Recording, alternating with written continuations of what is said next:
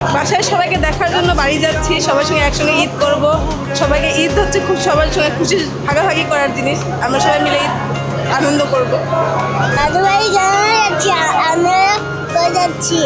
মা আমার জন্য হয়তো কিছু রান্না করে রেখেছে, হয়তো কিছু বলার জন্য আগ্রহ। আর বাবা এসে আর কি আপনার সে কিছু হয়তো আমার জন্য নিয়ে রেখেছে।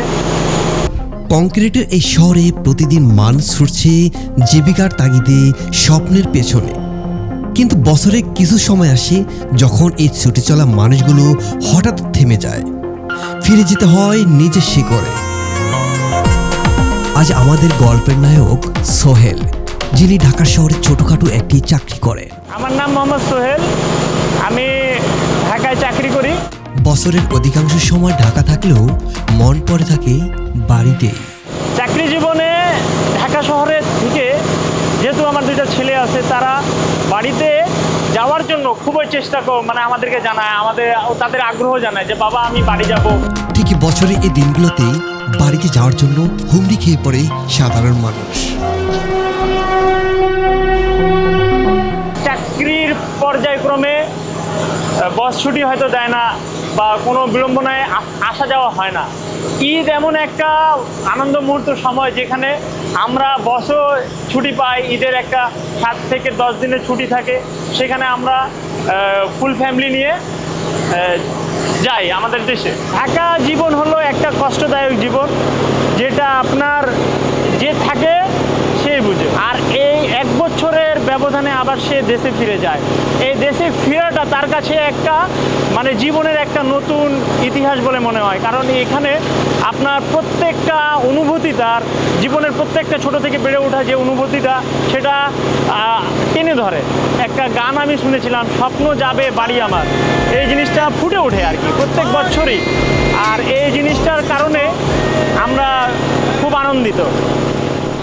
যিনি স্ত্রী এবং সন্তান নিয়ে বাড়িতে যাচ্ছেন শিকড়ের টানে। দাদু বাড়ি যাচ্ছি, আমরা যাচ্ছি। দাদু বাড়িতে কে কে থাকে বলো?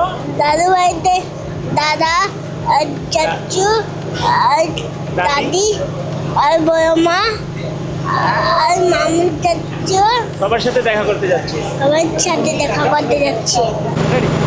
আমার সাথে আমার দুই ছেলে যাচ্ছে, আর আমার স্ত্রী যাচ্ছে, আমার চাচাতো ভাইরা যাচ্ছে, আমার মেঝো মা যাচ্ছে, আমার ভাবি আছে। তবে এরা সবাই কিন্তু ধরেন 8 থেকে 10 জন বছরে একবারই যায়। তারা আনন্দ মুহূর্ত সময়গুলো সবাই পরিবারের একসাথে স্পেন্ড করার জন্যই যায় আর কি। আর এই আনন্দময় সময়টা বছরে একইবার আছে, সেটা হলো ঈদুল ফিতর। কি যে দারুণ অনুভূতি প্রিয়জনের সাথে ঈদ কাটানো। আমি গত বছর ঈদে গিয়েছিলাম বাড়ি, মা বাবা আমাদের জন্য খুব অপেক্ষা করতেছে। আর 1 বছর বিরতি থাকে, যেহেতু এই বিরতির মাঝে এই ঈদ একটা আসে আমাদের জীবনে, একটা আনন্দময় সময়। মা আমার জন্য হয়তো কিছু রান্না করে রেখেছে, হয়তো কিছু বলার জন্য আগ্রহ।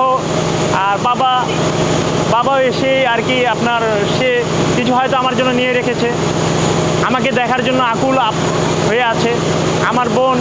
আমার বোনও কিন্তু আমাকে খুব স্নেহ আদর করে, আমার যেহেতু আমার বড়। আর আমার একটা ছোট ভাই আছে, সে কিছু আশা করে আছে, আমার বড় ভাই কিছু আমার জন্য নিয়ে আসতেছে। এই জীবনের একটা আনন্দ যে আমাদের জীবনে আসে, এটা বছরে একবারই আসে। বাসায় সবাইকে দেখার জন্য বাড়ি যাচ্ছি, সবার সঙ্গে একসঙ্গে ঈদ করব। সবাইকে ঈদ হচ্ছে খুব সবার সঙ্গে খুশি ভাগাভাগি করার জিনিস। আমরা সবাই মিলে ঈদ আনন্দ করব। এবার আমার কাছে খুব ভালো মনে হচ্ছে, কারণ আমাদের যে মানে প্ল্যাটফর্মে ফ্যাসিলিটি ছিল, ওটা অত্যন্ত উন্নতকরণ করা হয়েছে। অন্যান্য বছরের তুলনায় এবছর এখনও জ্যামজট কমই দেখা যায়।